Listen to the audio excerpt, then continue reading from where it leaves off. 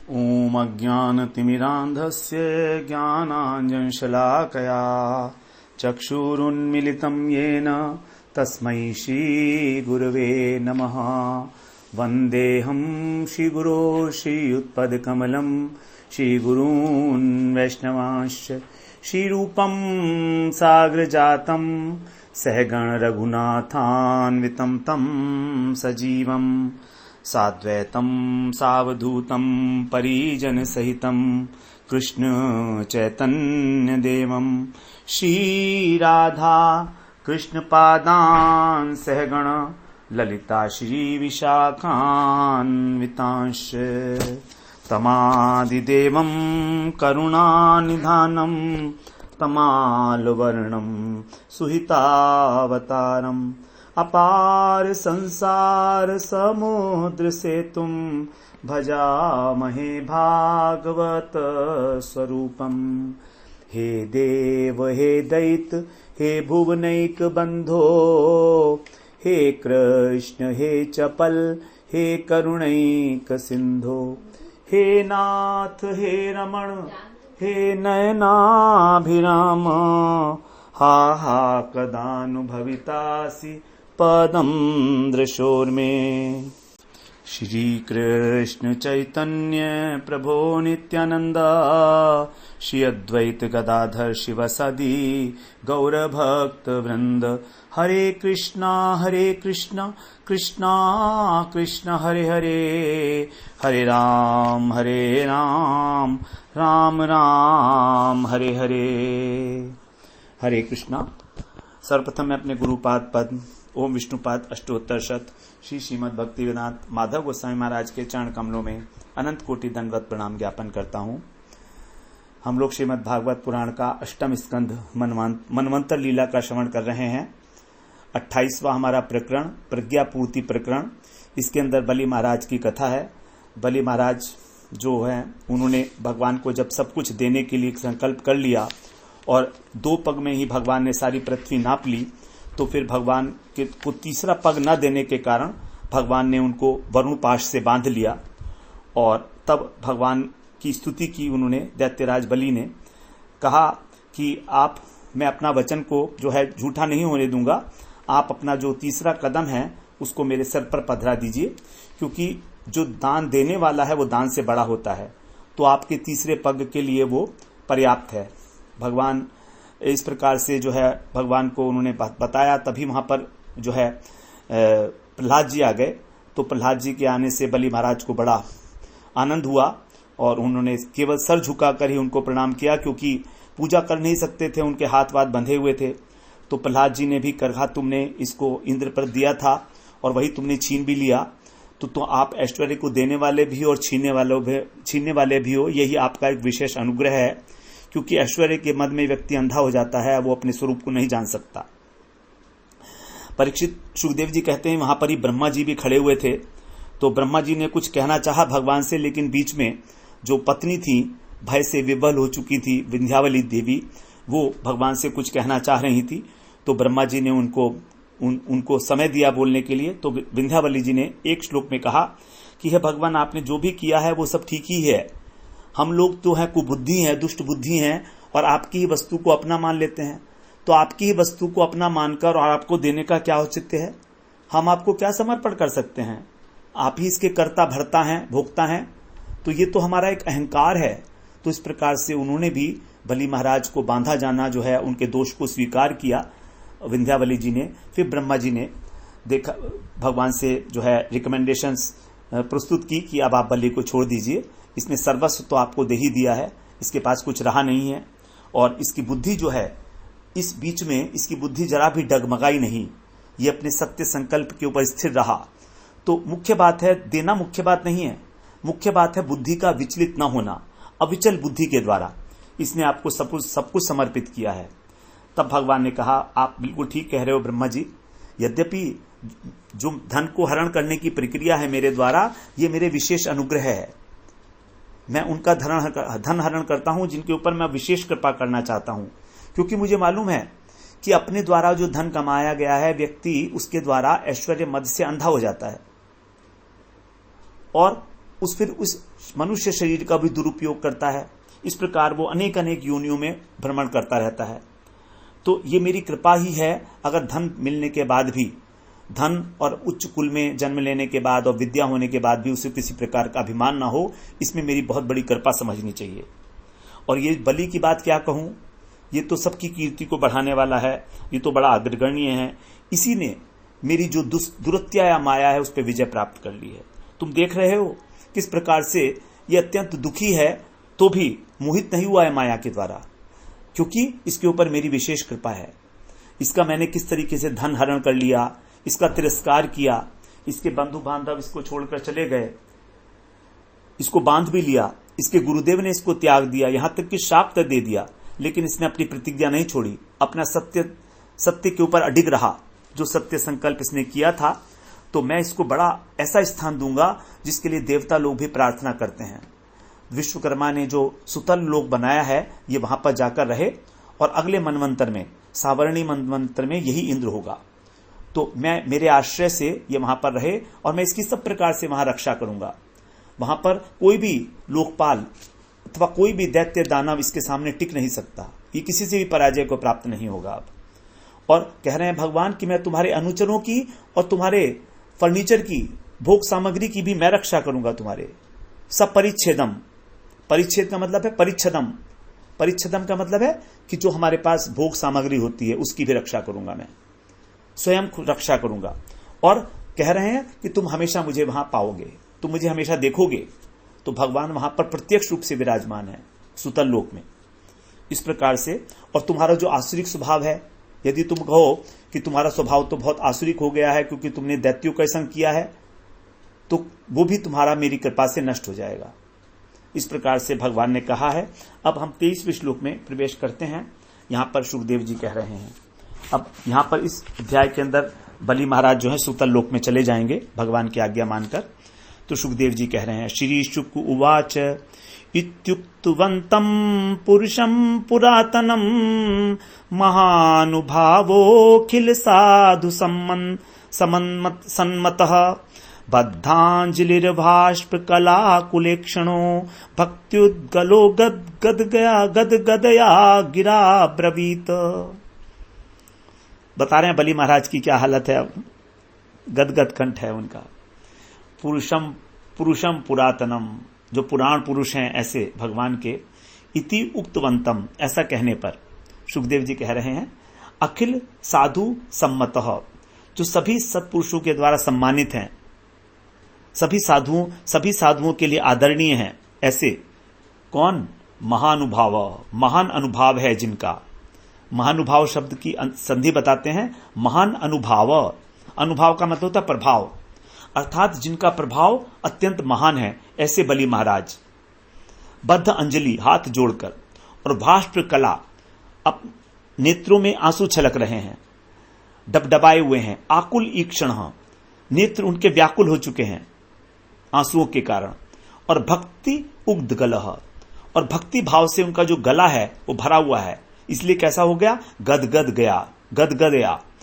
कंठ से, वाणी से अब्रवीत, ऐसा बोले। अब भगवान से कहने लगे हैं। बलि महाराज ने एक श्लोक में केवल भगवान की स्तुति की है। बलि महाराज कह रहे हैं, बलिरुवाच अहो प्रणामाय कृतः समुद्यमः प्रपन्न भक्तार्थ विधौ समाहितः यल्लोकपालैस्त्वदनुग्रहो मरैरलब्ध पूर्वोपसदे सुरेर्पितः। अहो, कितना आश्चर्य है प्रभु। अहो क्या है? प्रणमाय कृत समुद्यम, प्रणाम करने के लिए जो कृत समुद्यम है, मेरा किया हुआ जो प्रयत्न है वो भी शरणागत भक्त को प्राप्त होने वाले फल के बराबर हो गया। कहते हैं मैंने तो आपको पूरी तरह से प्रणाम भी नहीं किया भगवान। अहो प्रणमाय कृत समुद्यमा, लेकिन केवल प्रणाम करने की चेष्टा मात्र की थी। अच्छी तरह से मैंने आपको भी प्रणाम भी कहाँ किया, लेकिन चेष्टा तो की थी ना। तो उसी चेष्टा से ही अहो प्रणमाय कृतः, जो कुछ भी मैंने थोड़ी बहुत चेष्टा की, उसी से, उसी उद्यम से, उसी प्रयत्न से, उसी चेष्टा से मुझको वो फल मिल गया जो आपके प्रपन्न भक्तार्थ विधौ समाहित, जो एकाग्र भक्त आपके समाहित माने एकाग्र चित्त से जो आपके शरणागत भक्त हो जाते हैं उनको प्राप्त होता है। उनके लिए जो आप विधान करते हो वो फल आपने मुझको दे दिया। मैंने आपको प्रणाम करने के लिए केवल प्रयत्न मात्र किया था, पूरा प्रणाम भी नहीं कर पाया था। कहां कर पाया मैं आपको? मन भर के तो मैंने आपको अभी तक अपने आप को समर्पित भी नहीं किया है। आंसू भरे हुए हैं उनके। कह रहे केवल प्रयास किया था बस नमस्कार करने का, उसी का कितना अद्भुत प्रभाव है। अहो कितना आश्चर्य है। ये भगवान ने कहा था ना कि तुम मुझे नमस्कार करो, मन मन अभव मद भक्तो मध्याजी माम नमस्कुरु। गीता में जो कहा कि कम से कम मुझे नमस्कार तो कर, तो ये नमस्कार का ही अर्थ यह है कि पूरा का पूरा आत्मसमर्पण। नमस्कार तभी है, न मम, मैं नहीं हूं, अब आप ही आप हैं। जब अपनी सत्ता को ही जो है हटा दिया गया बीच में से, कुछ भी नहीं रहा, केवल भगवान ही हैं, उन्हीं की सत्ता से हूं मैं, जो कुछ भी हूं, मेरा अपना कुछ नहीं। तो केवल नमस्कार करने के प्रयास का ये फल है, समुद्यम। केवल प्रयास किया था अर्पित करने के लिए नमस्कार, यही है नमस्कुरु। जो भगवान ने गीता में कहा नमस्कुरु, ये है वो आत्मनिवेदन जो बलि महाराज ने किया है। और ये प्रयास भी आपके जो अनन्य भक्त हैं, एकाग्र सुसमाहित हो, समाहित चित्त से जो आपकी शरणागति स्वीकार करते हैं, ऐसे भक्तों के प्रयास के समान ये सफल हो गया। आपने मुझ पर किस प्रकार की अहेतुक की कृपा की है। बद्धांजलि इस प्रकार से, यल लोकपालैस, जो कृपा लोकपालों को भी प्राप्त नहीं होती। अमरई, अमरई माने देवताओं को भी, लोकपालों को, देवताओं को भी अलब्ध पूर्व, पहले कभी नहीं मिली। ऐसी कृपा अनुग्रह असुरे अपसदे अर्पित, जो मैं असुर, अधम असुर हूं, उसको आपने प्रदान कर दी। मैं अत्यंत अधम हूं, मैं असुर जाति का हूं, तो आपने मेरे ऊपर वो अनुग्रह कर दिया जो आपने लोकपालों के ऊपर, देवताओं के ऊपर भी नहीं किया पहले कभी। तो वामन देव जब प्रकट हुए बलि महाराज के समक्ष, तो तुरंत उनको नमस्कार करना चाहा था, लेकिन अच्छे प्रकार से नमस्कार कहां कर पाए थे। शुक्राचार्य ने रोक दिया था, शुक्राचार्य ने उल्टा सीधा बोलना शुरू कर दिया था। उनकी उपस्थिति के कारण भगवान को वो जी भरकर नमस्कार भी नहीं कर पाए। लेकिन भगवान कितने दयालु हैं कि बलि महाराज नमस्कार ना भी कर पाए, लेकिन मन में प्रयास तो किया उन्होंने ऐसा करने का। भगवान तो हमारे अंतर्यामी है ना, जानते हैं हमारा क्या भाव है। केवल मन में भगवान को नमस्कार करने का ही यह प्रभाव है कि भगवान ने इतनी कृपा उनके ऊपर बरसाई है कि देवताओं पर भी नहीं की। देवता आशा भी नहीं कर सकते। यही है भावग्राही जनार्दन। भगवान हमसे किसी प्रकार के गुणों की अपेक्षा नहीं करते। भगवान हमारे गुणों पर नहीं रीझते। नच भक्त्या तुष्यति केवलम नच गुणैर भक्ति प्रियो माधव। वो केवल भक्ति प्रियो माधव, केवल भक्ति के ऊपर ही रीझते हैं। ऐसे भावग्राही हैं भगवान। स्वल्पम अप्यस्य तृप्तस्य त्रायते महतो भयात। थोड़ा सा भी भक्ति का अनुष्ठान हमारी महान भय से रक्षा करता है। भले ही हम ऊपर से भगवान की बाह्य रूप से कोई शरीर से सेवा ना कर पाए, अर्चना ना कर पाए, बहुत सारे बंधन है समाज के। हमारा परिवार ही हमारा विरोध में खड़े हो जाता है। और तो और यदि परिवार साथ दे तो हमारा मन इतना दुष्ट है कि वही नहीं मानता है। लेकिन फिर भी एक उत्कंठा, एक आत्मा की जो पुकार है गहराई से वो उठती है, अंदर से हुक उठती है कि मैं भी ऐसी सेवा करता भगवान की, मैं भी ऐसी सेवा करता। बहुत सारे शरीर के बंधन है, समाज के बंधन है। तो यदि अंतःकरण से वो निष्ठावान है, गंभीर है, निष्कपट है, तो भगवान उस सेवा का स्वागत करते हैं, उसको ग्रहण करते हैं। क्योंकि intention to do the thing is most important then rather than doing the things in actuality. Just to intend something to do is most important thing. तो भगवान उस प्रवृत्ति को, उस सेवा वासना प्रवृत्ति को पहचानते हैं कि हमारे हृदय में कितनी गहराई से वो प्रवृत्ति उदय हो चुकी है अब। तो इस प्रकार से बलि महाराज ने केवल एक स्तुति में भगवान के लिए कहा कि आपने वो सब कुछ फल दे दिया मुझे, इतना बड़ा अनुग्रह है, इतनी बड़ी आपकी कृपा। मैंने तो आपसे प्रार्थना भी नहीं की थी कि आप मुझे अपनी शरण में लें, मेरे अभिमान को खत्म कर दें, मुझे अपना बना लें। मैंने तो कहा आपसे, बल्कि मैं तो अपना अहंकार ही दिखा रहा था आपको। ददामी, मैं आपको दूंगा। आत्मनिवेदन करते हुए भी मैंने आपसे यही कहा, अपनी हेकड़ी दिखाई कि दाता दान से बड़ा होता है, ये मैंने कहा। तो भगवान जो हैं, जब भगवान से कोई प्रार्थना करता है तो भगवान उसकी प्रार्थना को पूरा करते हैं, उसके हृदय की प्रार्थना को पूरा करते हैं। उनका नियम है ये। जब कोई रक्षा की प्रार्थना करेगा तो भगवान उसकी रक्षा अवश्य करते हैं।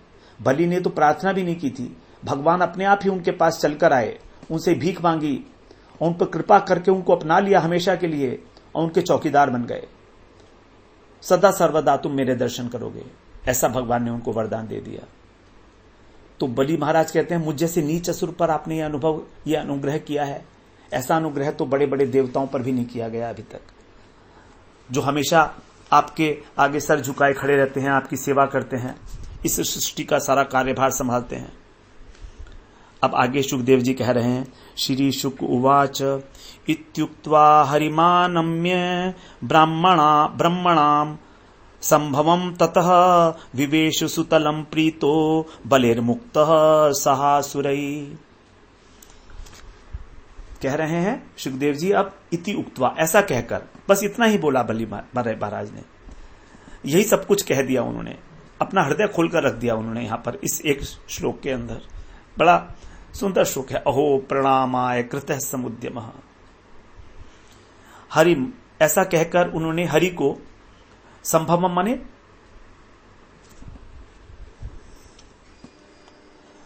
हरि को और ब्रह्मा जी को, और संभवम, भव माने शंकर, तो शंकर जी के सहित ब्रह्मा जी को आनम्य प्रणाम किया अच्छे प्रकार से। आनम्य माने बिल्कुल झुककर, आनम्य, नम्य नहीं, आनम्य।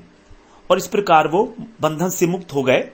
तो बलि प्रीतः, बलि महाराज ने प्रसन्न होकर, बड़ी प्रसन्नता के साथ, सह असुरई, अपने जो उनके परिवार के जन थे असुर, उनके साथ सुतलम विवेश, सुतल लोक में चले गए, सुतल लोक में प्रवेश किया। तो भगवान को उन्होंने प्रणाम किया, ब्रह्मा जी को प्रणाम किया, शंकर जी को प्रणाम किया, सब तीनों ही वहां पर खड़े हुए हैं। देखिए, तीनों आए हैं।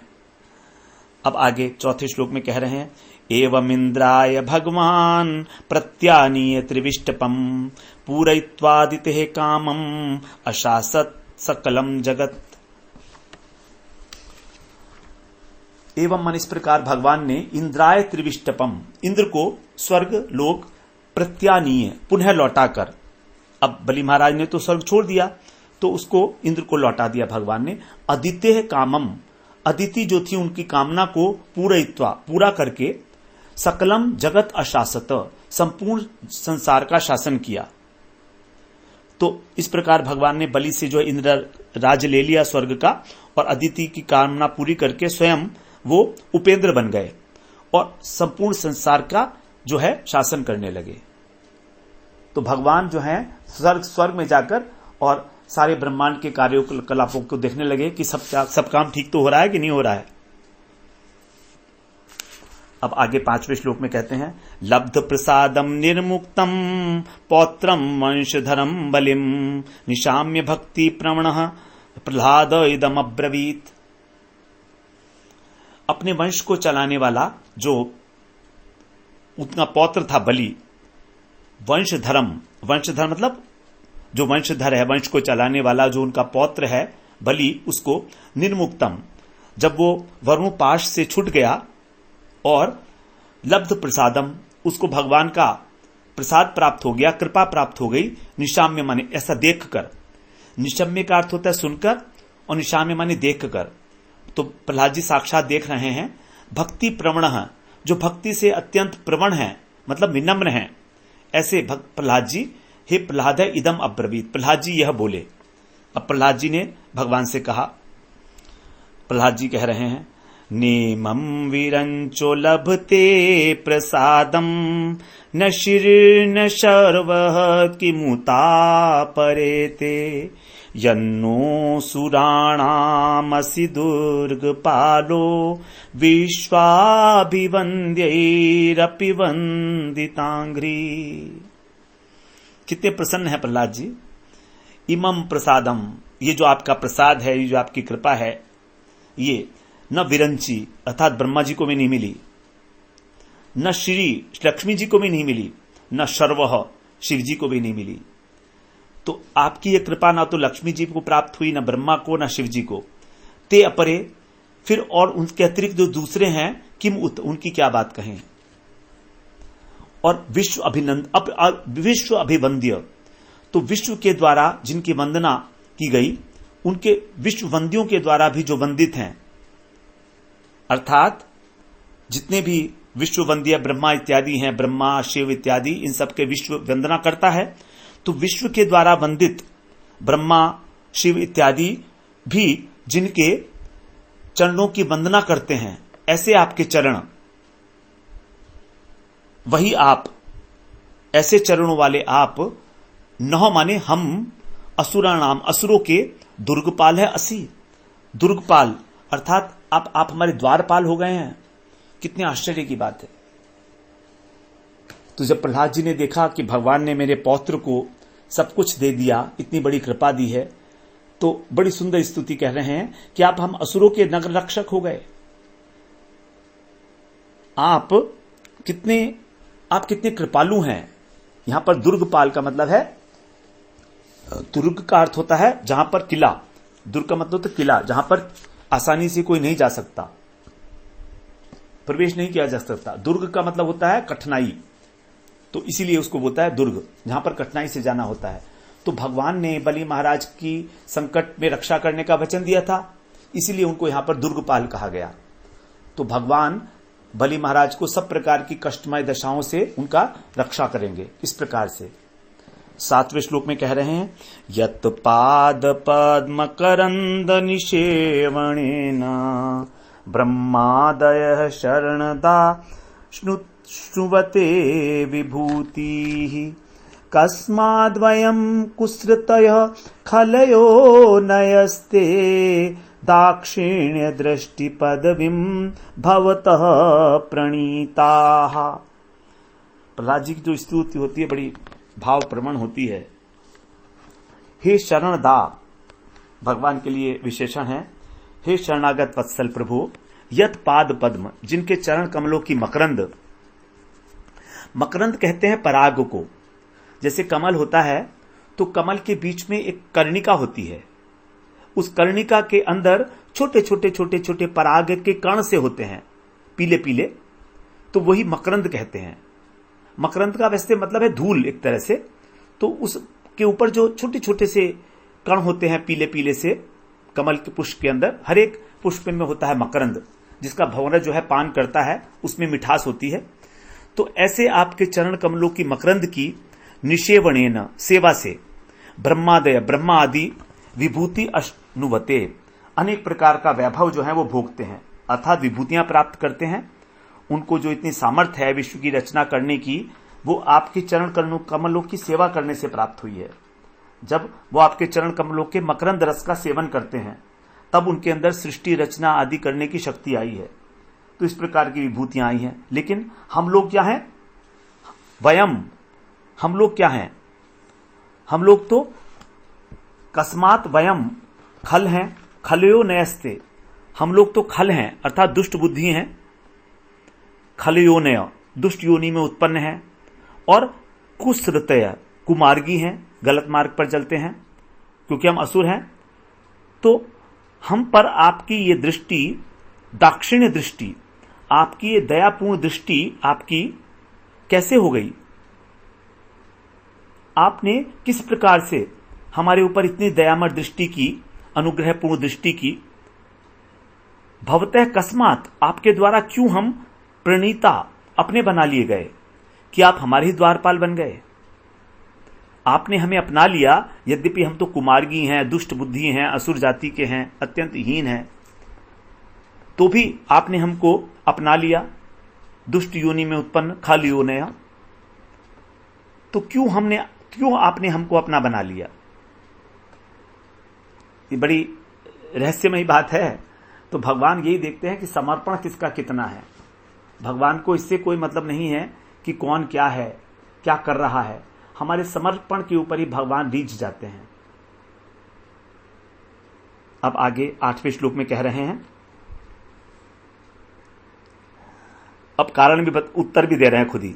चित्रम तवे हित महोमित योग माया लीला विसृष्ट भुवनस्य विशारदस्य सर्वात्मनः समदृशो विषमः स्वभावो भक्त प्रियो यदसि कल्प तरु स्वभावः।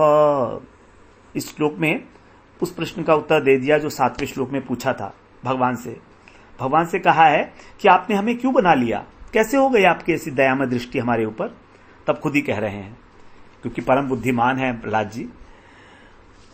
चित्रम तवे हितम अहो अहो अमित योग माया। अहो, देखो तो आपकी योग माया का कमाल, कितना आश्चर्य है। क्या है कि आपकी लीला तब हितम विचित्र है।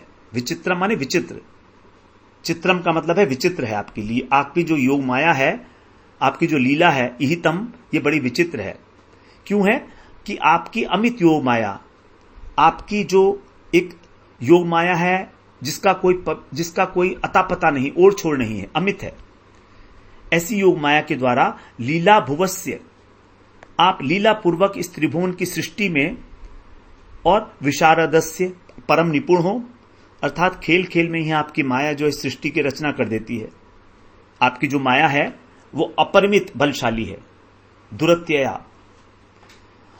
और आपका जो स्वभाव है वो कैसा है? सर्वात्मनः, आप सर्वज्ञ हो, आप सर्वात्मन हो और आप समदर्शी हो, ये आपका स्वभाव है। लेकिन फिर भी आपके अंदर विषमता भी है, आपके अंदर विषमता भी है। तो ये आपकी लीलाएं बड़ी विलक्षण हैं। आपका स्वभाव कल्प वृक्ष के समान है, क्योंकि आप जो आपके भक्त चाहते हैं आप उनको वो दे देते हो, उनसे अत्यंत प्रेम करने के कारण। इसीलिए कभी कभी भक्त प्रियो, क्योंकि आप भक्तों से अत्यंत प्रेम करते हो, इसलिए कभी कभी आप उनके प्रति पक्षपात करते हो। विषम स्वभाव का मतलब पक्षपात। यद्यपि आप समदर्शी हैं, लेकिन फिर भी आपके अंदर जो विषमता देखी जाती है वो इसलिए देखी जाती है कि आप भक्तों के ऊपर कृपा करते हो। और ये पक्षपात नहीं है वास्तव में, क्योंकि आपका तो गुण ही इस प्रकार का है, क्योंकि आप कल्प वृक्ष की तरह से हैं। तो भक्त जो इच्छा करता है वो उस वस्तु आपको प्रदान करते हैं उसको।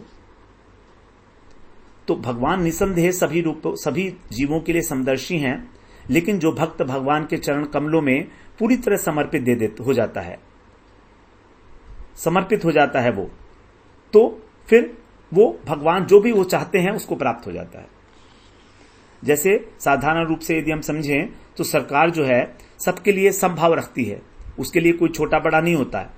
लेकिन यदि सरकार से कोई योग्य व्यक्ति होगा तो उसको सरकार से विशेष कृपा प्राप्त होती है। यदि कोई योग्य व्यक्ति है तब तो योग्यता के अनुसार ही उसको विशेष कृपा मिलती है। यदि उसने अपने जीवन का बलिदान किया है, देश की अपने समय का या अपनी एनर्जी का कहीं ना कहीं कुछ देश के हित में जो है प्रयोग किया है, तो उसके ऊपर विशेष कृपा देखी जाती है सरकार की। उसको सारी फैसिलिटीज दी जाती हैं सरकार के लिए, जिसने देश की सेवा की है। तो यद्यपि सरकार सबके लिए समदर्शी है, लेकिन फिर भी जिसने उस सरकार की सेवा की है, देश की सेवा की है, उसके लिए सरकार की विशेष कृपा होती है। उसी प्रकार से कह रहे हैं कि आप जो है, आपका जो विषम स्वभाव है कि आपने हमारे प्रति इतना अनुग्रह किया, कैसे हो गया असुर जाति के प्रति भी, तो इसका एक ही अर्थ निकलता है कि आप अपने भक्तों के प्रति पक्षपाती हो, थोड़ा पक्षपात करते हो। और भगवान ने गीता में कहा है, समोहम सर्वभूतेषु न मे द्वेषो अस्ति न प्रिय। ये भजन्ति तो मां भक्त्या मयि ते तेषु चाप्य हम। जो मेरा भजन करते हैं मैं उनके अंदर रहता हूं, मैं उनकी सभी इच्छाओं को पूरा करता हूं, उनके प्रति पक्षपात करता हूं मैं। तो ये भगवान का स्वभाव है, भक्त वत्सल हैं आप, भक्त प्रिय हैं। अब भगवान कह रहे हैं, श्री भगवान उवाच वत्स प्रह्लाद भद्रम ते प्रयाहि सुतलालयम मोदमान है स्वपौत्रेण ज्ञाति नाम सुखमावह। हे वत्स प्रह्लाद, तुम्हारा कल्याण हो। वत्स माने बेटा, हे बेटे प्रह्लाद तुम्हारा कल्याण हो। सुतल आलयम, सुतल लोक के लिए अब तुम प्रयाही प्रस्थान करो, और वहां पर स्वपौत्रेण अपने पौत्र के साथ मोदमान आनंद पूर्वक रहते हुए ज्ञाति नाम जो तुम्हारी जाति वाले लोग हैं उनके साथ जाति बंधुओं को सुखम आभा सुखी करो। आप अपने तुम पौत्र के साथ जाकर रहो, वहां पर आराम से, तुमको किसी प्रकार का कोई भी परेशानी नहीं होगी वहां, और वहां पर जो है सबको सुखी करो। सुखी कैसे होंगे? प्रहलाद महाराज क्या करेंगे? प्रहलाद महाराज तो सबसे संकीर्तन ही कराएंगे। सो स्तुतल में क्या हो रहा है इस समय? कीर्तन हो रहा है, क्योंकि वहां प्रहलाद महाराज हैं, बलि महाराज हैं। इस प्रकार से भगवान कह रहे हैं कि वहां पर जाकर तुम आनंद सुख पूर्वक रहो। वहां की फैसिलिटीज तो है ही, ऐश्वर्य तो है, लेकिन प्रहलाद महाराज क्या करेंगे वहां पर? वहां तो संकीर्तन के ही वो तो पिता है, एक प्रकार से संकीर्तन के आचार्य हैं। श्री शुक उवाच आज्ञाम भगवतोरा नहीं 10वां श्लोक रह गया। नित्यम दृष्टासि माम तत्र गदा पाणिमवस्थितम मद्दर्शन महालाद ध्वस्त कर्म निबंधन। तत्र वहां पर नित्यम नित्य ही गदा पाणी, गदा में हाथ में गदा लिए हुए, अवस्थितम माने उपस्थित, माम दृष्टासि मुझे देखोगे। मैं वहां पर गदा लिए हुए तुमको नित्य दिखाई दूंगा, हमेशा मेरा दर्शन करोगे तुम। मत दर्शनम, और मेरे दर्शन से तुमको महान आह्लाद होगा, परम आह्लाद होगा, परमानंद होगा, और उस आनंद से कर्म निबंधन, तुम्हारे जो कर्म बंधन है वो ध्वस्त हो जाएंगे। भगवान के दर्शन से हमारे पाप भी, हमारे पुण्य भी सब ध्वस्त हो जाते हैं। तो देखिए, जब हम, बड़ी इंपॉर्टेंट बात है एक, कि हमारा जो कर्म बंधन है वो होता है पाप के कारण और पुण्य के कारण। अब जब हम भगवान का भजन करते हैं और हमको आनंद का अनुभव होता है, तो उस आनंद का अनुभव करके हमारे जो पुण्य कर्मों के संस्कार हैं वो नष्ट हो जाते हैं। आगे 10वें स्कंद में रास पंचाध्याय के अंदर ये बात आएगी कि आनंद से, भगवत आनंद से, जो भक्ति जनित आनंद है, उससे हमारे पुण्य संस्कार, पुण्य कर्म जो है नष्ट हो जाते हैं, और भगवान के विरह में रोने से हमारे पाप नष्ट हो जाते हैं। गोपियों के साथ यही हुआ था। जब उन्होंने आंखें बंद करके, रास में नहीं जा पाई, आंखें बंद करके जब उन्होंने भगवान का आलिंगन किया तो इतना आनंद हुआ उनको कि उनके शुभ संस्कार नष्ट हो गए, और भगवान के विरह में उनके सारे जो पाप संस्कार हैं वो नष्ट होते हैं। तो पाप और पुण्य दोनों को ही नष्ट करके हम भजन कर सकते हैं, अथवा यूं कहें कि भक्ति के माध्यम से ही पाप और पुण्य दोनों नष्ट हो जाते हैं। ऐसा नहीं है कि भक्ति हम तभी करेंगे जब पाप पुण्य नष्ट होंगे, नहीं, भक्ति करते करते ही हमारे पाप और पुण्य के जो संस्कार हैं तो वो नष्ट हो जाएंगे, तभी हमको निर्गुणत्व की प्राप्ति होती है।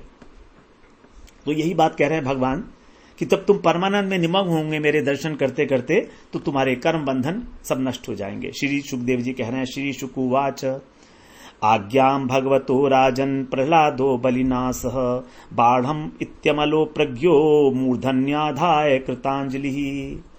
हे राजन, भगवत आज्ञाम, भगवान की इस आज्ञा को, अमल प्रज्ञ प्रह्लाद, जो प्रह्लाद जी हैं उनकी कैसी बुद्धि है? निर्मल बुद्धि, विशुद्ध बुद्धि।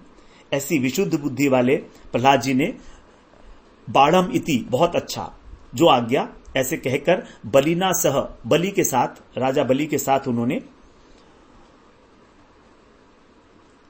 और फिर कृत अंजलि, हाथ जोड़कर, मूर्धना आधाय, उनको हाथ जोड़े उनको और अपना नमस्कार किया, प्रणाम किया।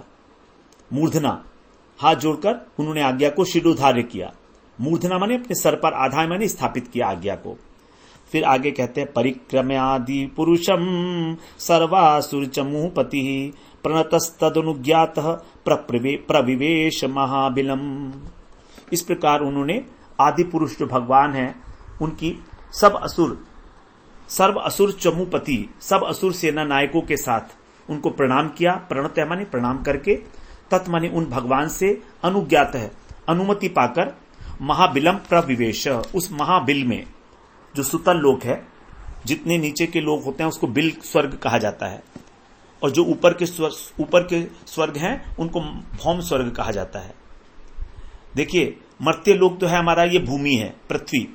इस पृथ्वी से ऊपर भू को छोड़कर भुवा स्वह महाजन भू भी मिलाकर जो 7 हैं ये, इनको भौम स्वर्ग कहा जाता है। और अतल वितल सुतल तलातल ये सारे जो 7 हैं नीचे, इनको बिल स्वर्ग कहा जाता है। बिल का मतलब है जो क्या कहें, जैसे बिल होता है वैसे ये समझ लीजिए, तो उसके अंदर वो प्रवेश कर गए। अब 13वें श्लोक में कह रहे हैं अथाहोशन सम्राजन हरिर्नारायणोन्तिके आसीनं मृत्वजाम मध्ये सदसी ब्रह्मवादिनाम। यहां पर अब 13वें श्लोक में कहा जा रहा है कि अथ माने फिर हरि ने, जो नारायण है, उन्होंने ब्रह्मवादी नाम, जो ब्रह्मवादी वहां पर थे, यज्ञ हो रहा था ना, सदस्य माने सभा में, ऋजित्वाम मध्य ऋत्विजों के बीच में, अंतिके माने उनके समीप, आसीन माने बैठे हुए, उष्णसम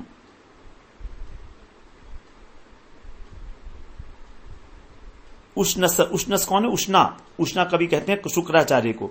तो शुक्राचार्य जी से, और ये कहा, तो भगवान ने इस प्रकार से कहा उनसे, शुक्राचार्य जी से भगवान ने एक प्रश्न पूछा। उष्णसम है, उष्णसम। तो वहां पर सभा के बीच में शुक्राचार्य भी उपस्थित थे, जो घटना हो रही थी, तो उनसे प्रश्न पूछा। उनके जाने के बाद प्रहलाद जी और बलि महाराज चले गए हैं वहां से। अब भगवान पूछते हैं ब्रह्मन् संतनु शिष्यस्य कर्म छिद्रम वितन्वतः यत्तत् कर्मसु वैषम्यम ब्रह्मदृष्टम समम भवेत। हे ब्रह्मन्, शुक्राचार्य के लिए कह रहे हैं, शिष्यस्य वितन्वतः, आपका जो शिष्य है उससे वितन्वत है माने यज्ञ में, कर्म छिद्रम, जो त्रुटि रह गई हो, कर्म के अंदर जो त्रुटि रह गई हो उस यज्ञ के अंदर, वो संतनु, उसको आप पूर्ण कर दीजिए। क्योंकि यत माने क्योंकि कर्मसु तत्वैषम्यम, क्योंकि कर्म में यदि विषमता रह जाए तो ब्रह्म दृष्टम समम भवेत, उसको ब्राह्मणों की कृपा दृष्टि से, यदि उसके ऊपर ब्राह्मण की कृपा दृष्टि हो जाए तो वो समम भवेत, सुधर जाती है। तो आप इस प्रकार की कृपा करिए कि जो कहीं त्रुटि थोड़ी बहुत रह गई है, क्योंकि ब्राह्मण ही इसको पूरा करेंगे जो कमी रह गई है यज्ञ इत्यादि के अंदर, क्योंकि यज्ञ पूरा तो हुआ नहीं है अभी तक। 100वां यज्ञ चल रहा था, भगवान बीच में ही आ गए थे मांगने के लिए। तो शुक्राचार्य से कह रहे हैं कि वो जो त्रुटि रह गई थी, अपराध, वो आप उसको निराकरण करके और अब उसको समता पर ले आइए, मतलब उसको सुधार दीजिए। तो ऐसा जो है भगवान कह रहे हैं शुक्राचार्य जी से कि आप उसको पूर्ण कर दीजिए, क्योंकि कर्म करने में तो स्वाभाविक रूप से कुछ भूल होगी ही होगी, भूल चूक, और यहां तो यज्ञ पूरा हुआ भी नहीं है ये। तो जो भी रह गया हो यज्ञ के अंदर, जो भी विधि विधान हो, उसको आप अपनी कृपा दृष्टि से सुधार दीजिए। आप ब्राह्मण हैं तो ब्रह्म दृष्टम समम भवेत, इस प्रकार से वो जो विषमता है वो पूरी हो जाएगी, जो कमी है वो पूरी हो जाएगी। तो अब जो है आगे शुक्राचार्य जी हैं उत्तर देंगे, तो उसको हम लोग फिर 15वें श्लोक से अगले सत्र में श्रवण करते हैं। वांछा कल्पतरुभ्यश्च कृपा सिंधुभ्य एव च पतितानां पावनेभ्यो वैष्णवेभ्यो नमो नमः।